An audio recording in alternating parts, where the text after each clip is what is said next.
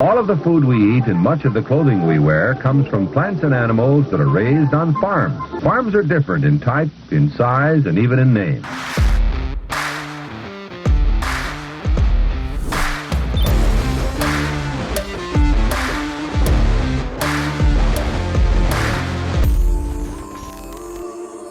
Welcome to Barn Talk. What happens at the barn stays in the barn, but not today. We're going to let it all out for you guys. Today is going to be a Barn Talk Hot Topics episode. We haven't done one of these in a while, and there's sure as hell a lot of hot topics to talk about. So we're going to get into all the nitty gritty here in a bit. But before we do, you guys know the drill if you've been watching or listening for a long time. All that we ask, if you get any value from the show, is to share it out with the people that you know. The more that you guys do that, the more you help this show grow our impact here at Barn Talk. And it's kind of the ticket to admission to watch or listen to the show. Another thing you can do to help us out here at Barn Talk is leave a review on Spotify or Apple. We love hearing your guys' feedback on how we can improve the show, your overall thoughts about the show, and it gives our show a lot of credibility. The last thing you can do to help us out here at Barn Talk is go sign up for our weekly newsletter. Joinbarntalk.com. We're going to be putting out a weekly newsletter full of great, interesting hot topics. Basically, we're going to take our hot topics format that you guys love and put it into a newsletter. It's not going to just be a regurgitated news or podcast, though. It's going to be its own separate thing full of content, and all the good stuff that you like here at Barn Talk. So go sign up for that. We're trying to hit a goal of 10,000 subscribers. And once we hit that goal, we're going to throw a live event right here at the barn on our farm, our people, our folks that listen to the show, and have a good old time. So how are you? I'm good. Good. I'm feeling it. You're feeling good it? Day. Spring is here. Once again, I'm saying spring is here. I took off the end of last week, spent a little time down in the Ozarks. Feeling refreshed. I kept everything going somehow. You did. That was great. I appreciate it. Yeah, everything was as I left it. Nothing was burned down. Nothing got burnt down. No parties were thrown at your house. I kept those over at my house. That. We're all out of partiers. Yeah, we don't pretty much. Yeah, I don't have parties anymore. Kind of a hermit now. Well, it was almost 90 degrees down in the Ozarks, so it felt real good. And although, it's one of those things, there's something to be said for cooler weather because there's some people that get uncovered that probably shouldn't. But we won't. That's for a different time. We won't talk about that. It's probably good. Probably a good decision. Yo. So what are we going to talk about today? Well, we got some hot topics ranging from ag, politics, kind of blue-collar industry. We'll have my spotlight, but we got to open with your market update. I have a market update fresh off the presses. I'll get the right side of the paper. So the market update, corn for May, $4.60. Locally, $4.35. And GPC in Muscatine have us a bid of $4.44. Beans for May, $11.65. Burlington bid, $11.18. Quincy, $11.31. Bean meal, $326 a ton. Wheat, $5.87. Hogs for April, $95. Cattle, $238. Feeder cattle, $358. There was a story out of Russia that there is some kind of parasite that they have over there, an outbreak, and the government is quarantining cattle and euthanizing cattle to try to stop the spread, and farmers are pissed. And I guess it's not good. And that's probably the last thing we need. And the first snarky comment I saw where I read that story was, McDonald's hamburgers going up, but I doubt they buy much beef from Russia. But anyway, I'm sure that's going to probably just add to the pressure on the cattle market. Crude oil, $91. It's back and forth.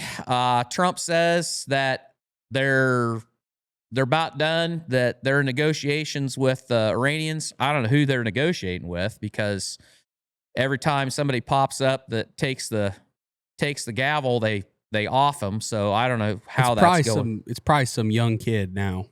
What That's probably the is ruler. somewhere, some person on a computer deep under a mountain somewhere.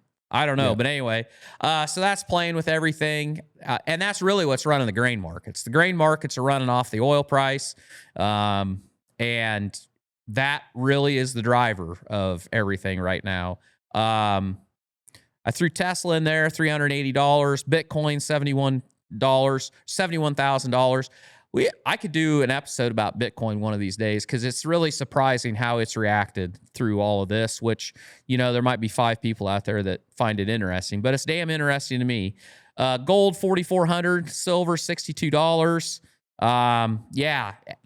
The White House said they were going to have a 5-day hold on any more airstrikes as they get this deal worked out.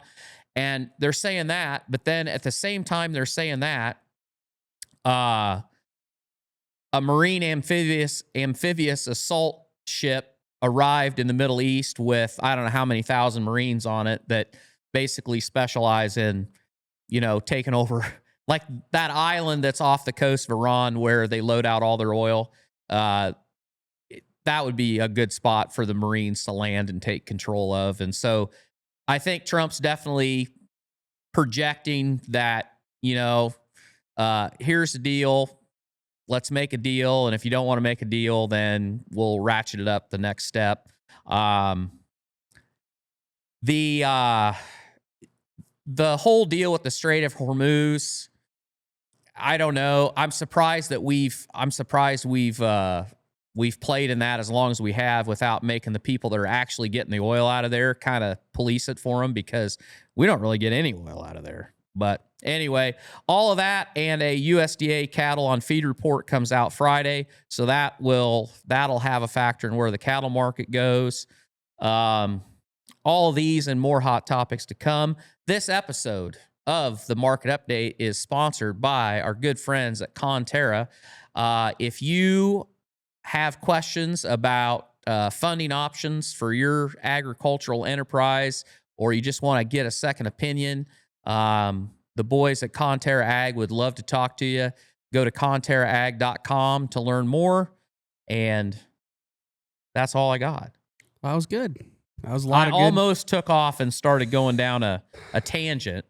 And then I was like, oh, wait, this is the market update. This is not the time to get off on a tangent. Well, we're going to be getting into them right now. So the first one is just the whole fertilizer spike and how it's just gone way up because of this war that's broken out. And like you said in the market update, everything's kind of getting based off this war, what's going on with Iran. And fertilizer, oil, commodities, everything is really going off of that. So it's hitting our wallets. DAP and MAP prices are over $700 a ton.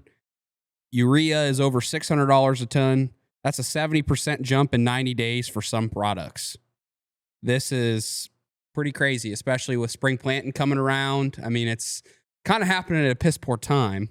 If you were a guy and you happen to have liquid fertilizer tanks at your farm and you filled them up last fall, you're probably feeling pretty smart about right now. Yeah. I was going to call old Whitoff and see what liquid nitrogen was selling for right now.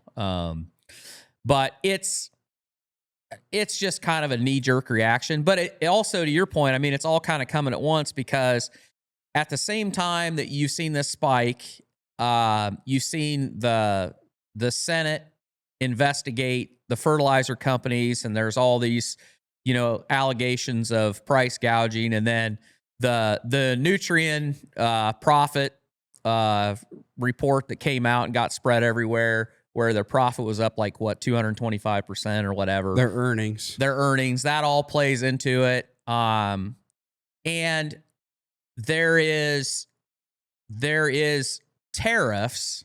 There is tariffs on fertilizer coming into our country. And it's funny because the same companies that have had pretty good profit margins, they've also spent a lot of money lobbying to keep these tariffs in place because it benefits their business. Now then, some people will make the argument, and you could make the argument that in the past, foreign countries have literally, and when I say foreign countries, China, Russia, they were dumping fertilizer on the world market at prices that were really low where other people couldn't compete. Now, whether it's still that way or not, I don't know, but those tariffs definitely aren't helping the price that the farmer's seeing on the farm. And so there's a big debate going on those because those tariffs are supposed to expire, and whether they'll be renewed or not, I don't know. But I would be a little surprised if you're a senator from an ag state and you get to vote on this. I don't know whether I'd want to be the one voting to put those back on. So it'll be interesting to see how that all falls out. Yeah, it's interesting. We get this bailout. Yep. And then, I mean, do you think that the administration knows, like, do you think they knew what the impact would be if we did what we did in Iran as far as the economy and ag economy? Or, I mean, surely they got people that are smart enough to kind of predict that, right? Or like run projections on what the outcomes would be if we do this. Because it's like, did he butter us up or think he was buttering us up because he gave us this bailout? And then he's like, well, they'll be able to deal with what's coming after I do this. I mean, I don't think that the administration, because I mean, agriculture's tough. We've talked, you guys know, we've been saying that for a while now. And I did see a comment the other day though, back in one of our old episodes when corn was $7. Yeah, that was pretty good. So we're not our podcast hasn't always been doom and gloom about what's going on in ag. There's been some highlights too, but right now it's a tough time in ag. And then you add this on top of it with fertilizer going way up, especially with planting coming right around the corner here. Doesn't make things any easier, right. And there's probably a lot of farmers that are pissed off. Yeah, definitely. I'm sure there are. Now, I would also say that most farmers, well, I guess I don't know. I'd love to hear in the comments whether you've got your fertilizer bought or not, or whether your distributor has their fertilizer bought. So you take like the people that we deal with, their nitrogen tank's full. They've bought all through the year, mostly in the fall, to fill that thing up because traditionally your price is better. Everybody knows it's going to go up in the spring. So, I mean, some of this is kind of already baked in there in the fact that I would guess a majority of farmers have a lot of their inputs bought. Now, then that said, you take like for us, in our case, I'm planning on side dressing corn this summer, and I don't have any of that nitrogen bought, and I could have bought it, and I chose not to do it. So if it's as high as it is now, well, will I put all that on? I don't know.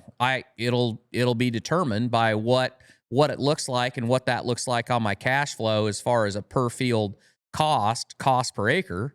I don't know, but it is certainly, even if you take out these fertilizer prices, given the price of commodities and the cost of equipment and the cost of your seed and all your inputs, it's tougher than it's been in a long time. And the other thing you have to remember is there's always a generation that's trying to get started. I mean, there's a generation that's retiring. I mean, you go through any place that you get your news, I feel like there's more like retirement auctions than I've seen in a while, but that I don't have any hard numbers on that. So you got guys that are getting out, and then you got young guys that are trying to start. And if you're trying to start now, I don't know, it's pretty tough. Mm-hmm. So, but to what you said about the administration, whether they knew this was going to happen, I really think that the belief amongst the Trump administration was that they were literally going to be able to go in there and in 2 weeks, they were going to be able to have Iran neutered. By the balls. Yeah. And the ability that they've had at some level to keep sneaking these missiles out and being able to strike other people around the Middle East, I don't think anybody saw that coming. I think that we felt like, of course, there was going to be the initial barrage of that as they were basically trying to let off everything they had before it got destroyed. But the way they've been able to find ways to launch well into this is pretty surprising. And also the fact that they've hit their Arab neighbors, I didn't see that coming. And I don't think many people did. I mean, I'm sure Saudi Arabia and EAU and all that, I'm sure they didn't see it coming. So it's a deal, but that's what's running it. I mean, that uncertainty is definitely running that fertilizer market. And it makes it tough. Now then, is that going to change people's planning? Are there guys out there that, you know, are going to plant 1/3 beans, 2/3 corn that are now going, I'm going to change my seed order. I'm going to plant beans. I'm going to plant 50-50. I don't know. Yeah. I mean, I've thought about that. Yeah. I could do that.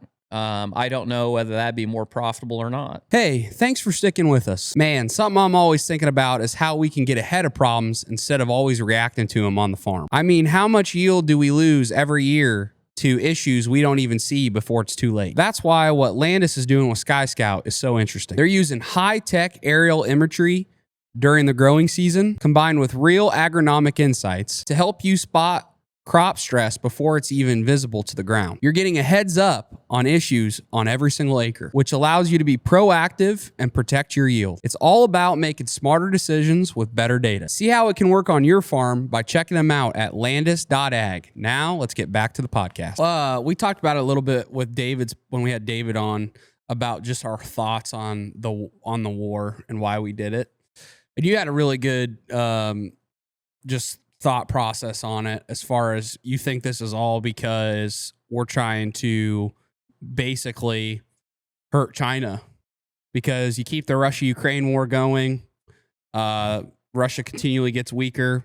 You do what we did in Venezuela. China invested a shitload of money down there of infrastructure to basically get oil. You weaken that. And then Iran, you do what you did in Iran. Are they getting oil from Iran as well? China gets, they get at least 20% of their oil from Iran, but they probably get, and somebody will more than happy to correct me on this, I want to say they get maybe 40% of their oil comes out of the Suez Canal that they buy from other Arab countries there. So I feel like that kind of makes sense. I think, and then we did see in the news, didn't he want to sit, weren't they going to sit down, China and they Trump, postponed and it. then they postponed it. What do you think? Do you think this is all just leveraging power so that when he does sit down with them, he can pretty much run the gamut on them and tell them this is the deal? One of my thoughts that I had is, one, everybody says, if that's true, one, he's probably going to say, we want you to buy all our shit. I want you to buy all our shit, right? You want China to buy our stuff so we can help our economy. But the other thing that I think might be a factor is, maybe not, but do you think it's on the table that Trump might sit down with him and say, you're going to let us win the AI race? Well, I think it's definitely in the... Because everybody talks about how it's China and United States trying to rush to develop AI the fastest, and whoever wins that race ultimately is going to have a lot of power for the world to come. And that's kind of that's what people have been saying. So for me, I'm like, Trump might just go in there and be like, yeah, you need to buy our shit, but you also need to slow down your AI development because we're winning this race and you're not. Yeah. I mean, first of all, the Chinese they're great liars. I mean, history has proven they'll say whatever and they're going to do behind their back. I think the biggest issue that people that are always been China bulls just don't seem to get, and what has happened very recently should be your wake-up call. People casually blow this off, but here is the simple truth about China. China is a huge country with very little of it actually usable, tillable, hospitable land. The Western, 3/4 of that country is wasteland. And they import everything. And they don't have a blue water navy. And by that I mean the entire, people will put up these charts about how many ships the Chinese Navy has versus the United States. Yeah, they have all of these ships. And none of them can sail, almost none of them can sail more than a few hundred miles from the mainland. And they rely 100% on the United States Navy to police the waters of the rest of the world like everybody else. That's U.S. People talk about the currency and they talk about this and that. If you want to trade anywhere in the world, the only reason you're able to do that is because of the United States Navy. And if the United States Navy decides they don't want to police that, or they don't care if your ships gets pirated or some other country attacks your ship, you're in trouble because there's nobody else coming to get you. And if the United States decided that they wanted to choke off China, you could do it in a matter of weeks because they are 100% dependent upon importing oil and exporting all the goods they sell to the rest of the world to fuel their economy. Plus, their demographics are terrible. So, to your point, I think part of the deal with Trump sitting down with China, he doesn't want to do it until he has the Iran deal settled. And he knows that he's got his thumb on the oil production coming out of Iran because a lot of that oil goes to China. And he is also taking Cuba off the board, and that's kind of gotten lost in the news, but there's rolling blackouts in Cuba because they don't have any oil because most of their oil came from Venezuela, and they probably were buying some from Iran that was sanctioned oil that was never supposed to be sold anyway. But Trump is taking these pieces off the board to where China is going to have to play ball, and I think that's why he put off the summit they were going to have. And I think it'll still happen. I think trade will be a big part of that.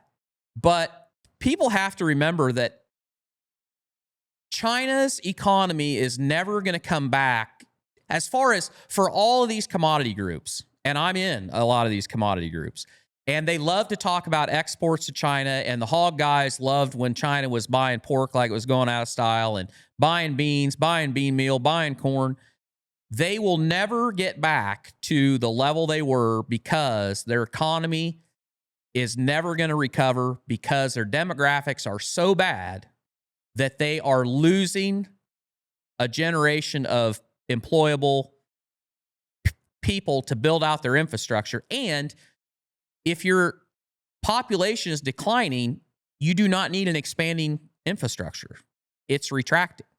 So there's a lot of things that are stacked against them. So that is why they are investing so hard in AI, and I think that will definitely be part of the conversation. Yeah, because because right now, honestly, what's stimulating our economy is AI, and you could if they can do that over there, that could stimulate their economy too. And they control. That's where your rare earth minerals. That's where your copper.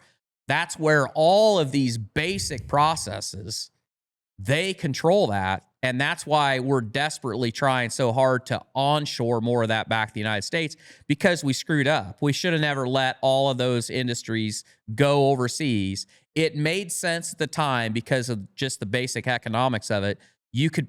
Hell, we did this when I was selling hog buildings. There was a time in there where I could go to China and I could get a gestation stall made, and all the steel over there is metric. You could buy a gestation stall that was 10% heavier. So in other words, the steel was 10% bigger, and you could have it made in China, put in a cargo container, shipped to the port of Los Angeles, put on a Connex trailer or put on a train, hauled to Omaha or to Chicago, put on a Connex trailer and hauled to Washington County, Iowa, and that crate would cost you 10% less than if I bought it from EIP in Earlville, Iowa. And people couldn't believe it. But it was because, I mean, that time will never come. It's not that way today, and that was just a place in time. But the labor was so cheap and the raw materials were so cheap, it just made sense to do it. And that's just one small example. So there was a reason why we did that. But now we're paying the price for it because rare earth minerals, basic building blocks of the industrial plant, so much of that stuff China still controls, and that's their chip. That's their chip to play in all this. And Trump knows that. So there are things that we need from them, and I think the AI is going to be the back and forth because they need that stimuli. They need to stimulate their economy the same way we are, and AI is a way to do that, but we want to win the race. So you're right. I just don't know how that all goes. I've always said, I've said it on here a lot. I think China's goal to survival or their tactics are win the AI race, pay off American politicians, and try to buy land, try to get leverage on America in some capacity. Buy land, spy on us with drones, whatever. Like, they're trying their best to have an up in some capacity over us in some way. Because I think they know. Yeah. So, and this isn't on our list, but you talk about them paying off politicians. You know, this whole thing about Israel, that we're doing Israel's bidding. I think there's two different wars being fought there. The U.S. is not fighting the same. They're not fighting the same battle as what the Israelis are. The Israelis' world is as small as Iran. They want to put Iran on its back to where it can never again fund all these proxies that have been shooting rockets into Israel, all these terrorist groups.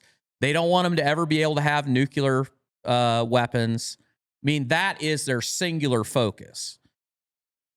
The United States is playing the long game and the big game. It makes sense, and I think they truly believe that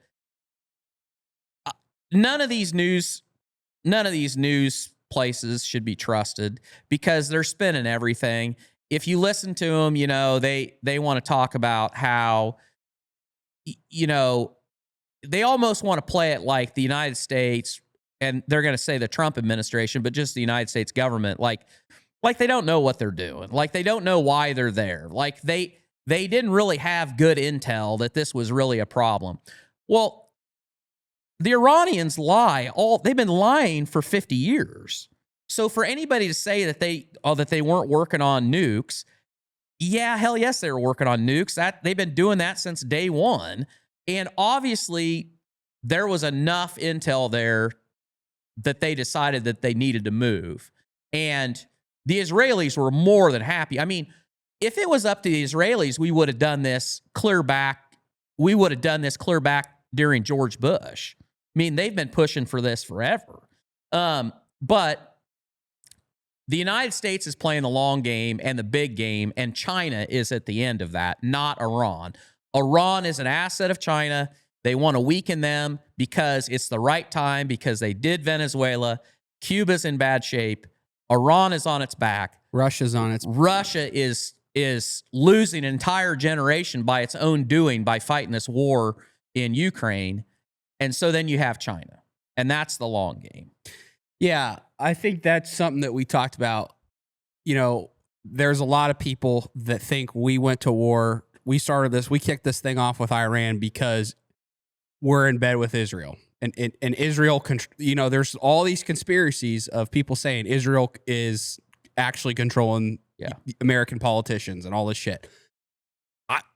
We say it on here. We don't know. Yeah, we don't know. We have no fucking idea. But at the same time, I think your point and kind of theory is there's a bigger game to play. We're playing the bigger game. We're not really doing Israel's bidding for them. There's two ways to look at it. A, we might have done it for Israel, and that, you know what people say, that could be true. We don't fucking know. The other side is we're playing a bigger game. Israel's just happy that we're playing the game that we're playing that benefits them, and they're kind of along for the ride, but we're going the long game for China. You know that movie scene that, you know, it's copied 1,000 times on social media, or 1,000,000 times, and it's Ben Affleck when he comes and he's like, I need you to come with me. I can't tell you where we're going, and you can't ask why. And he's like, yep. Yeah, that's Israel. Yeah. Israel. So England, so Britain, they used to be, like in the Gulf War, they were our toady. They were the person that we were like, hey, we're going to go kick this thing off. We can't tell you why. Just trust us. And England was like, all right, we'll do it.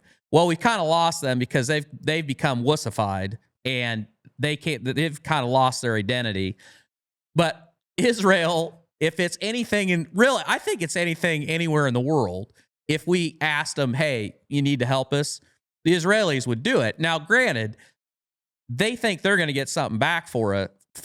Yeah. So, and say this too, because I see a lot of people say, why are we giving fucking tens of billions of dollars every single year to Israel? Yeah. What have you said? Well, to me, it's simple, because Israel has arguably as good, maybe even better intelligence than ours. And you can argue, well, it wasn't that good because they didn't see what was that, October 7th or whatever that. I don't know. I think attacked. that was intentional. I think they wanted that to happen. They let it happen. Yeah. But so they're very useful, and there are things that we can't do that the Israelis will do for us. I mean, they're a very useful ally to us. And part of that money that we spend gets us connections, and it gets us, what do you want to call it?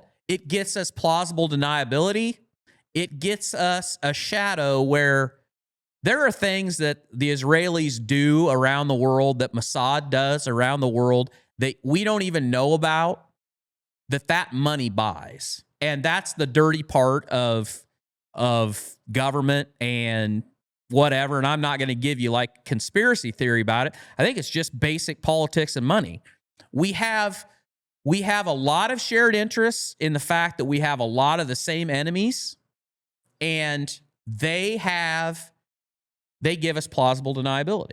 And I think we're willing to pay a lot of money for that. So, yep. And, could be the other way too. We don't know. Yep. We could just be paying them because, again, we are just speaking on what. Well, I mean, we don't really know. We don't know. But no, we don't know. When you put the pieces together and you kind of put the dots together, what you're saying doesn't make. I mean, it's not like completely out there. Well, look how much money we all bitch. We all bitch and moan about how much influence the Chinese had. There was a time in there, hasn't been that long ago, that people were they couldn't believe that somehow the Chinese had purchased all this farm ground right next to the Air Force base where they fly the B-1 bombers and the F-35s out in the middle of nowhere. The Chinese ended up owning that ground. I mean, every foreign country around this world that wants things spends money in the United States, and you can bet your ass if they can find a way to funnel money to a politician that they can make sympathetic to what they want or the outcome they want, they're going to lobby them. The Israelis are no different, but whether that's to the point that they really had that much influence, I have no idea. But I guarantee you they're peddling influence. We just share a lot of the same objectives, especially in the Middle East. So not surprising that we give them a lot of money. Not surprising that we're both in Iran. And let's face it, today, nothing surprises me. Yeah. Yeah, well, I think that was a good tangent on that. We touched on this a little bit. It was kind of our next one up, but phosphate, they're going to be basically there's a phosphate tariff. They're trying to fight it. And, over 50 ag groups sent a letter to the Department of Commerce on Friday demanding they revoke the duties on phosphate fertilizer for Morocco and Russia. Back in 2020, Mosaic got these duties put in place. Now they're up for a sunset review. So the ag groups say these duties let a few big companies control the market and drive up prices. For many growers, fertilizer was 40% of their operating costs in 2025. So they're trying to fight this whole deal, fight this tariff. When the economics of agriculture are as poor as they are, deals like this come to light and everybody cries, that we're getting screwed over, and they don't want this tariff allowed to renew. And you're absolutely right. I mean, it wasn't just Mosaic that lobbied hard to get that on there, but at the time, basically Russia, Morocco, for what they could produce that fertilizer for, and you have to remember, there's no OSHA over there. Their cost to produce it is pretty cheap because their labor cost is cheap. They don't have any of the safety requirements, none of the environmental. There's no EPA. They don't care about any of it. And so they were literally putting on that side of things, a lot of the domestic fertilizer companies, they couldn't compete. And so that was why they went to Congress and probably the World Trade Organization, although I don't know whether they would do anything about it or not, and said, hey, we can't have this. We got to get it on an even playing field. Well, today, fertilizer prices are way out of whack compared to what the American farmer is getting on the income side. So you look at it and you say, we got to get these prices down. We need more product to drive the price down. And so, it makes sense. I don't know if they'll get it done. Here you go. We were talking about how much influence does Iran have, or how much influence does Israel have? How much influence does China have? Well, how much influence does big fertilizer have? Because that's going to tell the tale. Mm-hmm. I mean, if they vote to renew it, because like I said in the beginning, if you're a senator for an ag state and you vote for this, you're going to get crucified for it. But at the same time, follow the money. So it'll be interesting to see whether it gets renewed or not. And it's kind of a weird deal because you could argue that by keeping that in place, you are helping domestic fertilizer production, right? Mm-hmm. And that's the argument they'll use. They'll use that as, well, we're trying to onshore all this stuff. We got to make sure these companies can compete. But then, well, if the farmer can't compete and everybody's going to lose their ass, well, then you're going to have to subsidize it somehow. Mm-hmm. So I don't know what the right answer is, but it's definitely a hot topic right now. Yeah. And we do need to onshore. We need to onshore more of our fertilizer production. To me, that is a national security deal, because if you cannot produce, ask Europe. And I feel like the Europeans have kind of forgotten about this, but if you have a population that's hungry, pretty hard to govern when they're hungry. And to me, have an adequate fertilizer supply to grow a crop to feed our country, pretty important. So, yep, I can't disagree with any of that. I think it'll get solved one way or the other. I hope the ag economy gets better. Yep.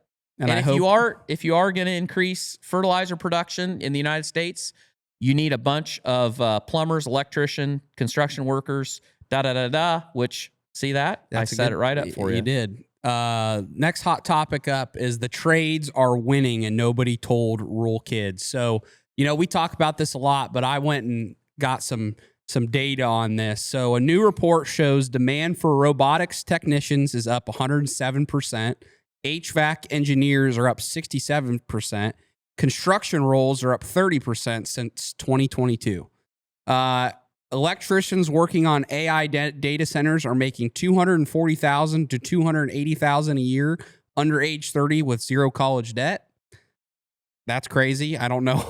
I don't know how accurate that is. I'd be curious if there's anybody out there that's an electrician working on a data center. I'd love to know. I mean, I guess don't tell the world how much money you're making, but is that right? Is that accurate? Are you making a lot of money? NVIDIA's CEO called the AI boom the largest infrastructure build out in human history, and it needs plumbers, electricians, and welders. The construction industry needs 349,000 new workers in 2026 alone. Rural kids have been told for 30 years that they need a 4-year degree to be successful. Meanwhile, the guy who went to trade school is making $250,000, relatively debt-free. And this is the conversation I think more people need to have. And I mean, we've had it on here a lot. We talk about it a lot, but those are the numbers. That's the data. People are making good money. People are making good money. Yep. This boom is happening. There's nothing stopping it. And I also think the other side of it is, yes, like we talk about on here, this AI boom's happening. These data centers are getting built out. That'll all come to a halt someday. But still, that shit's all got to still get repaired. You're still going to have to come in there and fix things. And there's going to be obviously other stuff to be done. I mean, there's obviously other stuff that you can use that skill for. And the truth is there's not going to be enough people still to do all the other shit that needs to get done outside of these data centers. And last point on that, I think if you get in the trades, your job's safe for the most part when it comes to getting displaced by AI. I mean, it just, until robotics, if that can ever happen, get involved in the mix and they can become as skilled as a skilled laborer is or a skilled tradesman is. I don't really see that happening for a very long time, but I think you got job security for a long time. Yep. Like we just had a young kid up in the barn the other week. Brandon's son came. Yep. From NBC Custom Spray. Yeah. His son came along with him and was in the studio, and we got off the podcast and we were talking, and I just told him, like, man, if I was your age, I would learn a trade and I would learn AI. Yep. I would do both. Like I would learn how to use your hands, have a skill that you can use for job security. There's going to be more work than you can possibly ever think to do. Plus, if you can know and understand the tools of AI and how to use them at the same time, dude, you're going to be like invaluable. Yep. 100%. If you can prompt Claude to know how to do this, and that, you can build shit on Claude code, but also you can go wire or weld or plumb anything for anybody. I mean, shit, dude, you're like the best Swiss Army knife there is. Yeah. You know? So that needs to be promoted way, way more. And I think it's starting to happen more, but get in the trades, man. If I didn't have all this going on, I would. Yeah. I mean, truth be told, I totally would, because I think it's the opportunity of a lifetime. And I think for job security right now, you got to really be thinking about that for the long run. How long is your career's runway right now? I think everybody's trying to have that, kind of has that in the back of their mind. I mean, it's a really weird time in human history. It is very. And the nice thing about that is, if you're one of those people, you'll probably be able to vote, because I listened to a really interesting podcast 2 weeks ago, and the whole idea of it was, this guy's theory was that as AI advances, as more and more people's jobs are replaced, and the first jobs that are going to go, well, I mean, they already are, but so much of it is clerical stuff and editing and code jobs coding, jobs that involve kind of book knowledge. White collar white jobs. collar. And here's something interesting. Do you know that in New York, there is a bill in the New York legislature to ban the ability of people to get medical advice or law advice, legal advice from AI platforms? Do you know who's pushing that? The lawyer guild, the lawyer union, and the doctor union for the state of New York, because they're like, now then they're all putting this as, well, you're putting people at risk because they could get bad advice. Like, caring for the little guy. Caring for the little guy. But actually what you're doing is you're taking the people that can least afford to pay outrageous legal fees, that can get advice off of, AI. You're basically throttling that so they can't do it, which I think is kind of bullshit. But anyway, I digress.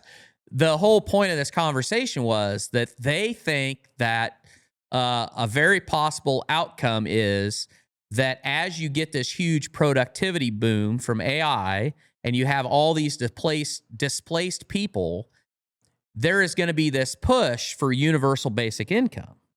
However, if you have people that are 100% dependent upon universal basic income from the government, should they or should they not get to vote in politics? And this guy's whole thesis was that the people that actually have jobs that contribute to society and pay taxes, those will be the only people allowed to vote. And people that are on 100% government assistance will not get to vote. And I thought, holy cow. Now that'll be an interesting. Well, hey, I believe in the tradesmen. They'd vote correctly. Well, no, they would. We'd be in good shape if they were the ones that could vote. It all goes back to the great Ronald Reagan quote. I think it was Margaret Thatcher that said that, maybe, that the problem with socialism is that you can vote your way in, but you have to shoot your way out. Mm-hmm. And we may be way too far down the socialist train by the time that ever gets to where you would have a choice otherwise. But I thought it was a very interesting viewpoint. Well, here's something that I think about a lot, because, I feel like we're in this moment right now. I don't know about you guys, what you're seeing, but it just seems like every single day there's a new skill that you can add to your Claude, and you can do this with Claude now, and you can do this with Manus, and you can create this and build this and do this, and it's all just evolving so fast. And people are just screaming from the rooftops how this is going to displace people. But then, you have other people, like I've seen people on X say they think AI is a bubble and it's going to pop. And all this money and all this infrastructure is going to be, it's going to just pop. It's not going to be as big as everybody thinks it's going to be. We're not going to get displaced as much as everybody thinks we're going to get displaced. And it's just not going to be this huge, big, revolutionary thing. But then I think, okay, so you got two examples. You got crypto. And you remember how when that came out, I mean, man, everybody was buying these shit coins and buying NFTs. And there was just this massive crypto push and how this is the future and we're going to go this way. And there's going to be multiple realities in the blockchain and all this shit. And everything will be traded on the blockchain in cryptocurrency. Yeah. And like, there's still some of that around, right? There's Bitcoin still, but that is really all that shit kind of has tapered off, way off. Then you have the example of social media. Social media started, I don't know if any of you know Gary Vaynerchuk, Gary V. Gary V was one of the first people. He hopped on YouTube and created one of the first YouTube channels that there was at the time, called Wine Library TV. And he basically reviewed wine, right? And he was doing that in like 2008 when nobody was using YouTube. And, he's built his career on being this social media expert. But everybody looked at Gary Vee at that time and said, social media is a fad. We're never going away from the advertising that we're doing. It's not here to stay. It's not here for the long run. And look at where we're at. Social media has been one of the greatest things to ever be invented for a lot of people. I mean, it's got a lot of downsides, but it's made a lot of careers and made a lot of people money. Yep. And it's produced an incredible amount of knowledge. You were just talking about that. Yeah, knowledge, today. opportunity, all that. It's honestly one of the greater inventions that's ever happened for the human race when you look at the positives, but there's also a lot of negatives with it too. But I digress on all that. What do you think AI will be? Will it be the example of social media where it's here to stay and it's longer than what people think? Or is it going to be more like crypto where everybody pushes it and is pushing it and pushing it and pushing it and it eventually pops and it's not as grand and big and doesn't last as long as everybody thinks? I don't know. I think I would fall more on the social media side. And I think that it could be similar to the whole internet bubble that I grew up, that I saw go through, where, first we thought that everything, like it was, the internet boom was a little bit like the crypto boom in that we thought that you were literally going to buy and sell everything on the internet, which we're still slowly moving there. I mean, Amazon has pushed every other brick and mortar company to sell online, but there was a pile of people. I mean, there are so many companies that boomed and busted during that time. And I think AI is more that way. I think that the upside to human productivity and the amount of work that you can multiply yourself with, to me, the biggest advantage I see to AI is for small businesses, startups, because today a startup, you can leverage AI to do so much for you that you otherwise would have had to hire people to do those basic things to build those systems as you were starting out. So you got people with very small businesses that are competing with these large, entrenched companies that have been at it for a long time because they're able to leverage the AI. So I don't think it's a bubble at all. I'm just not sure how. I just think what people worry about the most with it, though, I mean, wasn't there a poll that was put out? They talked about this on All In. What is it? 80% of Americans are out on AI. Nobody likes talking about it. Yeah. And I know this because we hear it in the comments. We hear you guys. Everybody has a negative connotation when you say the word AI. People don't like it, and most people do not fucking like it. And you're seeing it with the data centers. People don't want data centers. So in All In, they were talking about it. And if you go to China and you ask that poll about what do you think about AI, in their population, it's generally positive because they see it as growth and they see it as opportunity. Same way with Japan, Europe, and America, negative. And part of that is because of our politicians and our media, because, and just like that example I gave you with New York, we are very entrenched in what we think, and I'm guilty of this. I'm old enough that I like what I like, and I like things the way they are, and I don't like change very well. And so, you look at AI and it's change at an alarming rate. And so if you're not an uber optimist, it's really easy to fall prey to that. Oh, this is terrible. I don't want it. I don't want the change. So, well, yeah, I think people's biggest thing is, are we creating something that's going to ultimately be the demise of the human race?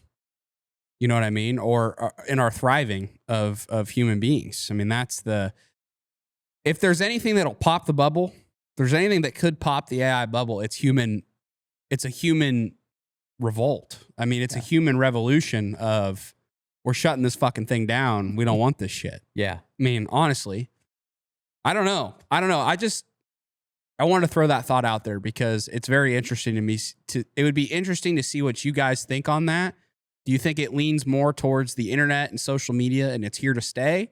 Or do you feel like it's a bubble that's going to pop like crypto? I'd be curious to know your thoughts. Other kind of small little hot topics that we're not going to run too long on, but wanted to throw in there. And first one is the metaverse. Remember when talking about bubbles, right? Talking about booms and busts. Metaverse was kind of in that same period of crypto going and blockchain and all this shit. Meta rolled out this whole metaverse and how we're going to do this whole virtual reality deal. And they're going to create this whole world with these Oculus goggles that you're going to put on. And basically, if you've ever seen the movie Ready Player One, that's what they were building. And, well, they're ramping way fucking down on that. So they've reportedly have lost like $80 billion since they've done it. Since they started that whole thing up, and they've laid off over 1,000 employees in this division. So I don't know if the whole department is shutting down, but they're throttling it way back. And honest to God, I'm glad. I'm glad that that's something that humans have said, we are out on that. Yeah. We do not want to live in a virtual world. We are good living in reality where we are today. We don't need more. I think what it comes down to, humans are figuring out we need less screens, not more. Yeah. We need less consumption, not more. We need less media, not more. You need more personal time. You need more. I think we're real. I think your generation is learning that Phones you are need like, socializing. Phones are kind of like cigarettes. Yeah. Like back in, when they banned. I think it's an interesting time too, because this is like the first time. This is the first time that I think technology is starting to not just get adopted. Yeah. Because, like 80s, you got every new thing that came out, Americans went fucking nuts for it. And it kind of just kept going, then the phone came, then the TV, then Apple introduces the iPhone, or you got the BlackBerry, you got the Motorola Razr, then iPhone comes out, and then the MacBook. And then it just keeps going and going and going. And we've adopted all of it. And now I think humans have just realized all this shit. Yes, it's useful. It's got great use cases. It's helped our lives. But it's also been a huge detriment to a lot of areas of our lives too. Yeah. And we're getting to a point where it's like, we're not going to just adopt everything you tell us to adopt. Yeah. So it's that adoption rate is what you're talking about. So there's a chart you can find pretty easy, and it goes all the way back to like the radio, I think maybe, and it shows how quickly within, and this is all American numbers, I think, but it shows how quickly we adopted certain technologies. And it's just it's a line that just goes pretty much, it goes at a pretty even rate. And then iPhone, it goes, I think they call that parabolic. It just goes like straight up. So the adoption of the iPhone was just the fastest adoption of any technology.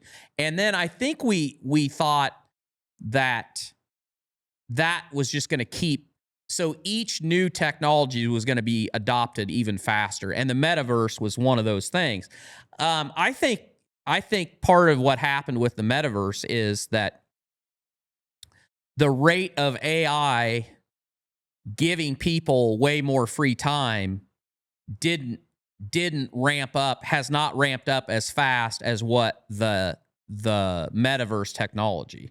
I think that they thought that they were building this into a time where we were just going to have this amazing boom in productivity to where people were going to just have oodles of time on their hand that they could spend. Yeah. And it just never happened. But I just also think maybe I'm wrong. I mean, maybe people are okay just doom scrolling when they get home from work and watching TV. I mean, and playing video games and hopping on the metaverse. Maybe there's a lot more of that than I know of. And I know there is a lot of that. But I also just think there's a lot of people that just realize, like, we got to live. Like, we got to, like, live off these screens. We got to get off these screens, and, like, we got to, like, sometimes not be consuming all the time. Like, a lot of young people, we're playing pickleball. We're You know, we're golfing, we're fishing, I just feel like young people today are just, I think we're realizing we can't be always consuming all the time and getting on our phones and getting on the TV and getting on all that shit all the time. And that's our world, because you just end up feeling like shit. I think you're right on that, because I'll tell you something that I saw this weekend. Trish and I were gone. We went off down to the Ozarks, and we rented a cabin down there. But when we went out in public to eat, and we ate a lot, the most depressing thing that I saw, and this about every place we went, young people get a bad rap for the amount of time that they're on their phones. I saw a lot. Don't get me wrong, I saw plenty of young people on their phones as far as that goes. But I saw a lot of groups of families where the kids were, present. They were all talking and doing whatever. The number of tables that I saw in restaurants where you had a husband and wife sitting there waiting for their food or waiting for their check and not talking at all, and both of them with their heads in their phone the whole time. I think my generation is as bad or worse than this younger generation, because I saw that everywhere where you had either that or there's a lot of really unhappily married people. I don't know, but I was like, we saw that a lot. When you start noticing how many adult people and people 40 and over that, they're just completely oblivious to what's going on and they're checked out. Yeah. It's sad. That is sad. I'm sure it's a mix of both. I'm sure there's a lot of unhappy marriages, and I'm also sure that a lot of them just want to be on their phone. And I terrified my wife, because whenever I'd see that, I'd say, I'm going to go over there and see if ask them if they're watching Barn Talk. Oh man, that's funny. That is sad though. Yeah, I don't know. I think young people are starting to realize, like my brother, he doesn't have any social media. My brother and he's 30. So my brother's 30. He's deleted all social media. He don't use it. Yep. And he just said it's night and day. Yeah. He said, because I asked about that, because it's kind of it's not an odd thing, but it's not popular. Or maybe it is, and I don't know. But I think it's so cool that he does that. Yeah. He has social media for his business, and they use it very well. He just doesn't use it at all for his personal. Doesn't have it personally. But he said you still occupy your time. Like he said, I'll still read the news. I'll go on Reddit every once in a while. But he says it's been good for me, my mental health. Like it's good for me not to have it. So it works. But yeah. Last little quick hot topic. So all I want to say about the last topic is, what is it? You can all kiss my ass, because Tesla will win. In the end, they're going to win. Yeah. So, yeah, you can't hate on Dad's opinion on Tesla, because he has been kind of saying this from the beginning. Ford is out on electric vehicles. They're not completely abandoning electrical vehicle production, but they are significantly pulling back on large all-electric models due to low demand and high costs, taking a massive $19.5 billion hit to pivot towards hybrids and cheaper, smaller EVs. The company is canceling all-electric three-row SUVs and the current F-150 Lightning, which in my head, I'm like, this again makes me think Tesla's going to win, because Tesla kind of has that market. Mm-hmm. The thing that separated Ford on the electric side was the F-150 Lightning. Yep. That was kind of the cool offering that they were bringing to the table. But now you're taking that away. Why would I buy a Ford mid-size small EV when I could go to Tesla that's good at one that? that actually works? Right. That has a good interface. Yeah. So I just think, I think EVs are not going to be as big of a thing as everybody. That was also a really big boom, right? EVs are going to control. I don't think that's going to happen. There's going to be room. There's going to be room for both. But I do think Tesla's going to own the EV market. Yeah. I mean, they just are. They're the best. They've been doing it the longest. They have the most data. They have, and I'm not prompting you to go on a Tesla rant here. I know he gave me guidelines at the beginning that I can't go. I've only got a few points I'm going to make. Yeah. So finish your thought. Basically, Tesla's going to win in the end. I think they have and will continue to be the dominant player in that space. And it's going to be hard for legacy vehicle companies to really come in and do anything. Yeah. So they should just stick in their lane, probably. Yeah. Well, so the next shoe to drop on this will be GM. And this will happen. GM will pull the plug on their stuff. I'm making this prediction. And it won't be till Mary Barra retires because she's so invested in it. But she's going to step down as CEO there at GM. And when that happens, the next guy that comes in, he'll be the one to unravel the EV. Volkswagen they've lost a pile on EVs. I don't know how far they'll let it go, but Porsche they're walking back. They're going to quit making any EV versions of Porsche. And here's where Tesla played the long game. All these companies that got into the EV deal, they didn't have the technology as far as the infrastructure for charging, and they were relying on these outside companies to build out the infrastructure across the country. And you take a company like Rivian.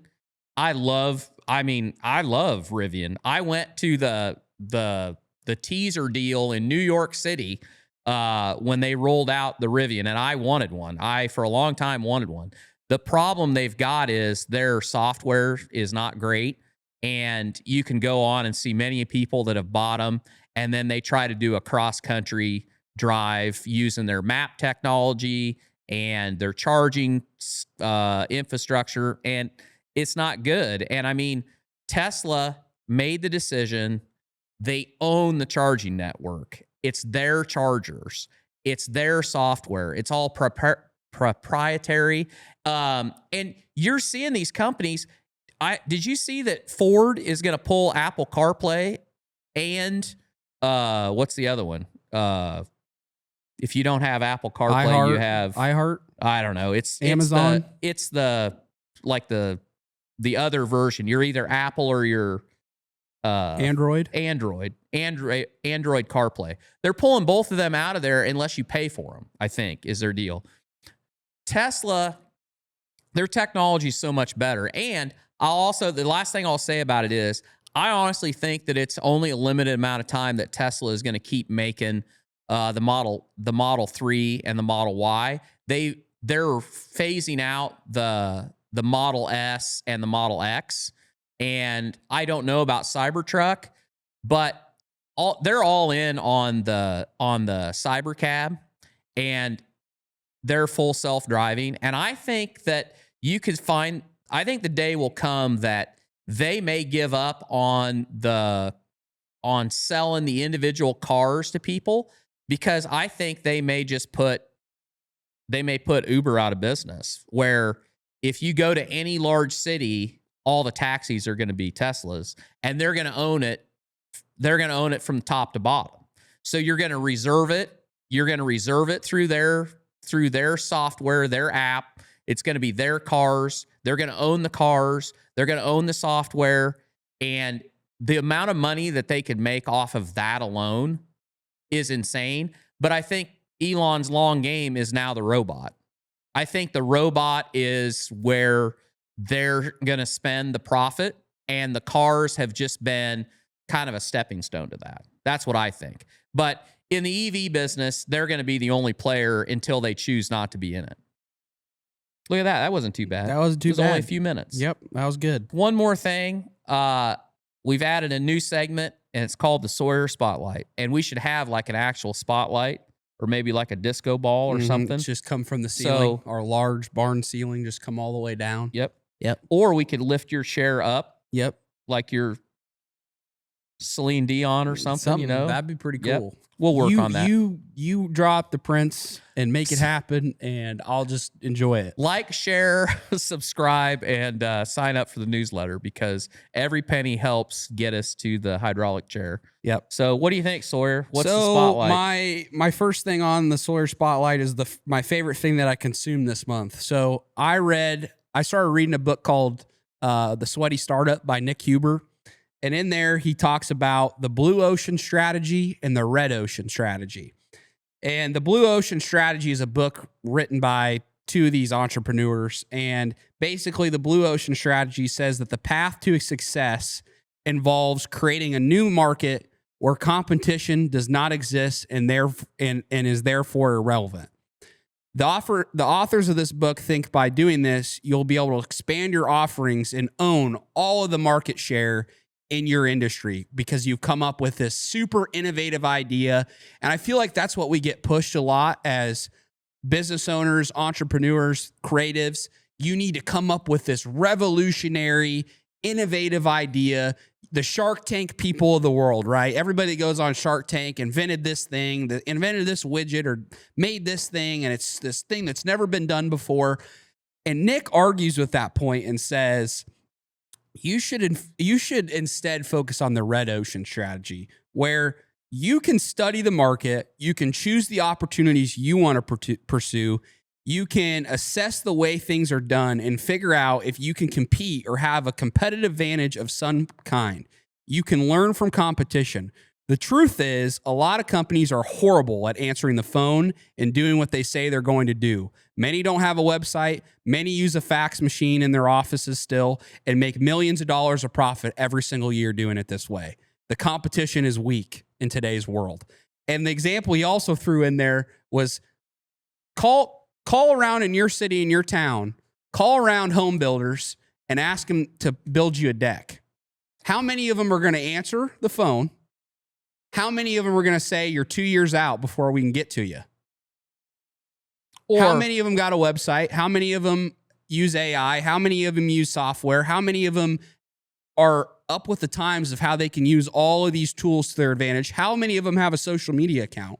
How many of them can actually spit you out an estimate? How many of them can get you an invoice on time? I mean, that was really, it seems like kind of common sense, but again, sometimes not, because I do think when people think about entrepreneurship, they feel like they have to reinvent the wheel. They have to be Elon Musk. They have to be this revolutionary person. And that's 0.001%. Like that is like not for the common man, right? That is not the way to be successful and be wealthy. And I agree with him, because if you're going to take the bet on entrepreneurship and build your own business, do it on something that you know works, but just needs to be disrupted and you can do better. Yeah. And I agree with, I mean, that example, is that not truth? Mm-hmm. How many service-based businesses out there are like that? Yeah. A ton. And he has mentioned in there, he's told so many stories in this book, and I highly recommend this book to anybody. He has so many friends make $10 million a year. They started a service-based business, and they eventually hired a CEO to run it, and now they are free. They have complete freedom, and they didn't reinvent the wheel. They do a lot of, he says in this book, the more boring, the less sexy, the more grit it takes as a business opportunity, the more interested I'm into it. Because the other thing that weeds out is these passionate people that will stay in a business for way too long, and you'll just have this crazy amount of competition because people are just passionate about something. They'll hold on to it long and stay in the industry for too long. Versus when it's unsexy, it's not popular, those are where the money's made. That's where the money's made. Yep. And it really just stuck with me. So that was my favorite thing that I consumed this month. Were you going to say something on that? I was just going to say, thinking about all of my experiences with service-based businesses over the last, I bet you 5 years, there's only 2 companies that I know of that there's one plumbing and heating company that I've had an experience with where they actually invoiced you while they were there, and they wanted paid like right there. Like they had the key on their phone to where they invoiced you, emailed it to you, and you swiped your card right there. And the other one is a pool company where they invoice you as they're driving down the road. You have it, and you can pay online, and it's streamlined. And scheduling wise, I haven't ran into anybody that has like an online scheduling. So yeah, I'd say all of those are ripe for innovation. Yeah. So I would just say I encourage anybody to read this book. And if you're a young guy, we talk about trades, getting into home service, getting into trades. If I would own a trades business, if you have the skill, go build a trades business, because being the business owner, that's where you're going to make a lot of money. That's where you're going to build wealth. And there's a lot of disruption, I think, out there and there's a lot of industries that need disruption from young people. So go get it. My young man thought of the week is there's this new Netflix documentary out on Netflix right now called The Manosphere and the Loneliness Crisis. I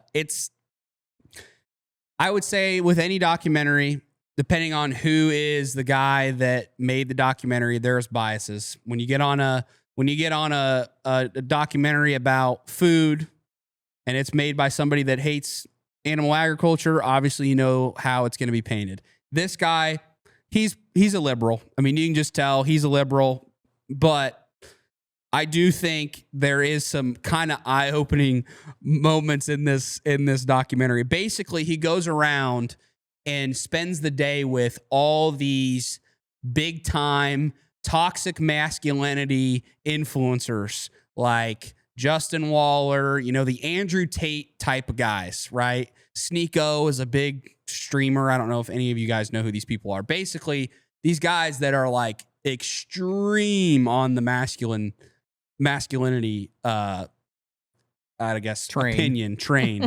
And it just sparked a thought. I did some digging into this.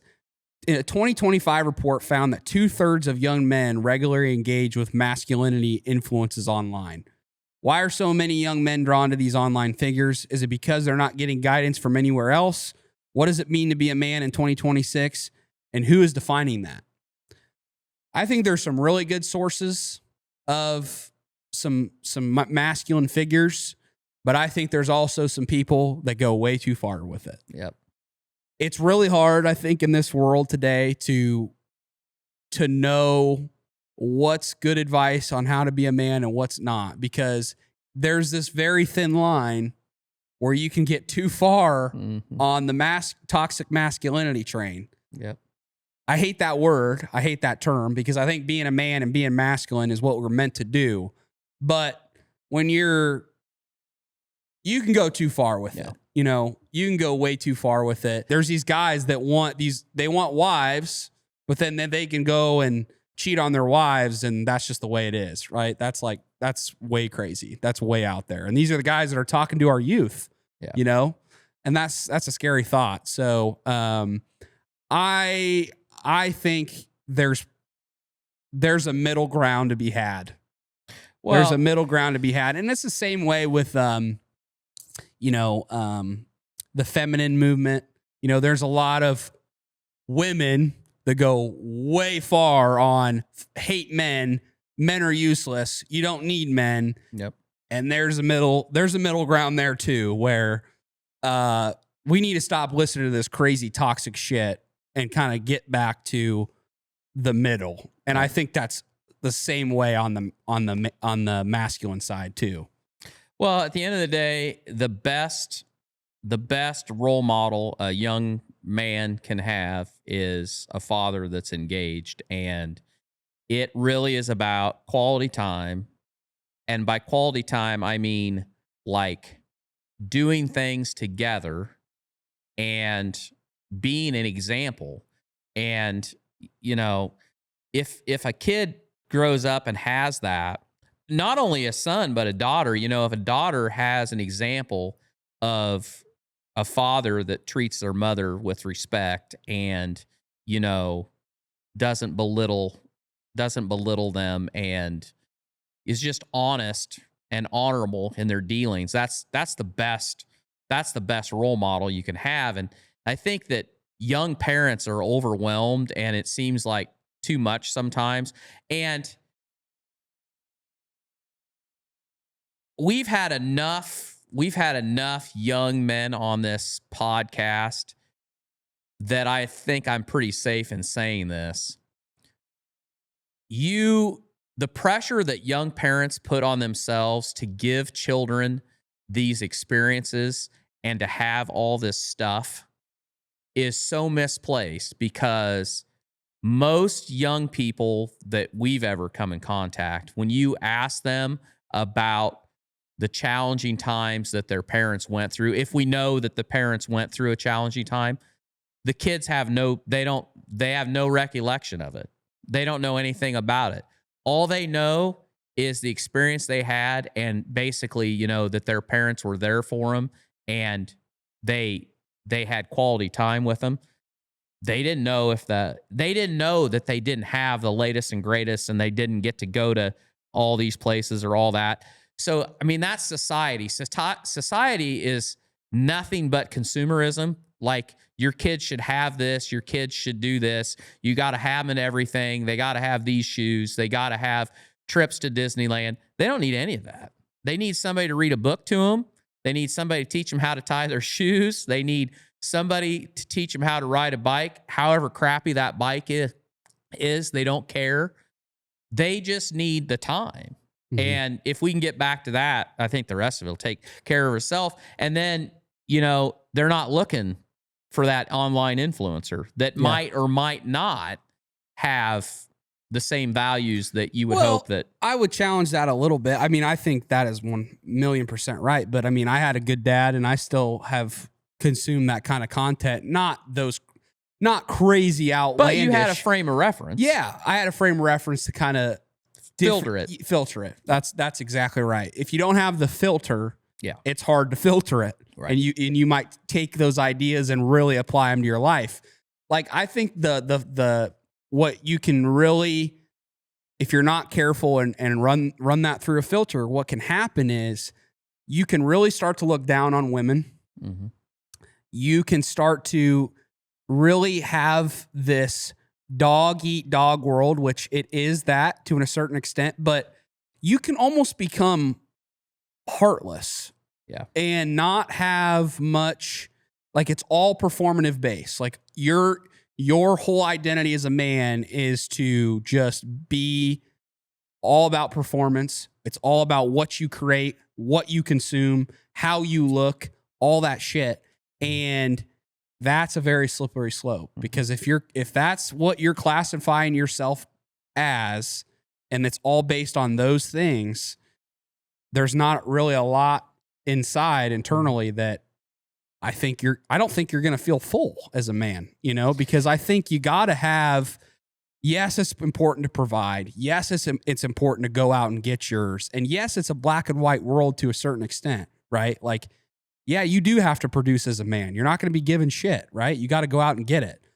But you can't lose the compassion and the soft side too. Like, you got to love your kids. You're going to have to love your wife. You're going to have to, like Joey Martin said this, there's a lot of men in this world that classify themselves as men, but act like dudes because they base their masculinity off of all the shit that they consume and what they have and what they produce. But at the end of the day, what makes a man is to love like Jesus. I mean, that's what his message is you have to bow before the name Jesus, and it's about who you worship internally, not about all the other shit in your life. It is the verse of a man can gain the entire world, but lose his soul. And then what does he have? Well, you don't have anything. I think when it comes down to, if you live it that way, you have to produce, protect your family, and go get yours. And it's good to have drive, but you also have to have a servant's heart. Mm-hmm. Because you have more experience leading a family than I do, obviously, but you're a pretty good servant leader. I mean, you always have been. You serve your family, you serve your wife, and you lead the family. And that's what it takes. Yeah, I mean, you have to decide what you want, because if you want, a guy told me once that, his greatest, a retired guy told me that the thing he was most proud of was that his kids were all grown and they still wanted to spend time with him.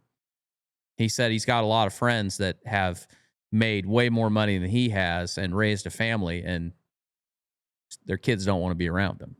And I mean, that tells you something, because at what cost did you gain the world? Yeah. You're financially well off, but you've alienated your family. I mean, as a father starting out, you have to decide. It's like this craze about, men that have hobbies.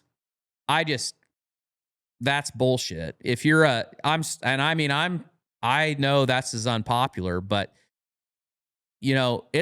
I had hobbies before I got married and had kids. And then once I had kids, my kids' hobbies were my hobbies.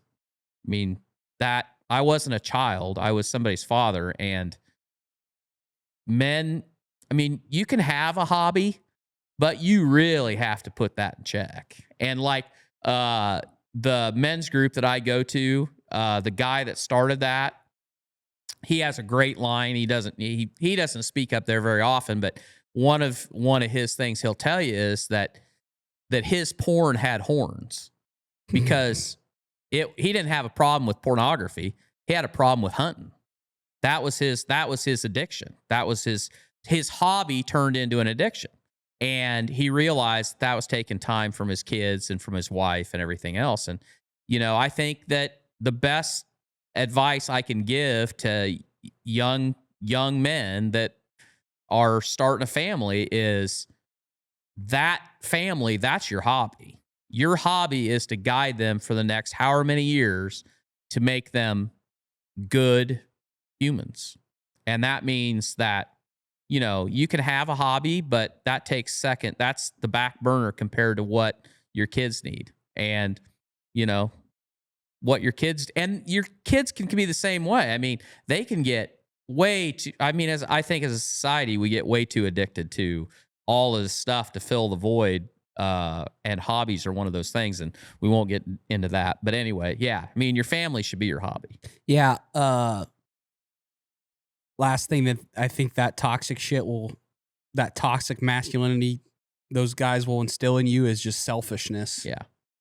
Yep. And the best men that are they selfish? Right. Extremely selfish? No. Probably not. No, they're extremely humble usually. Yeah, they're humble, and they're servants, and they help, and they contribute, So we need more of that. Yeah. Less of the Andrew Tates and that kind of shit. We need more examples of what real masculinity looks like. And so if you're listening to any of that shit, I think there's some good that you can hear from it, but you got to filter out the bad stuff, and you can't take all that shit to heart, because if you're not careful, you'll tread too far one way, So yeah. That was my young man thought a week. That is Sawyer Spotlight, and that's really all I got for this week's Hot Topics, guys. So if you got any value, share the show, leave a review on Spotify or Apple, sign up for the newsletter at joinbarntalk.com. We love you guys. We appreciate you, and we'll see you back here next week for another episode.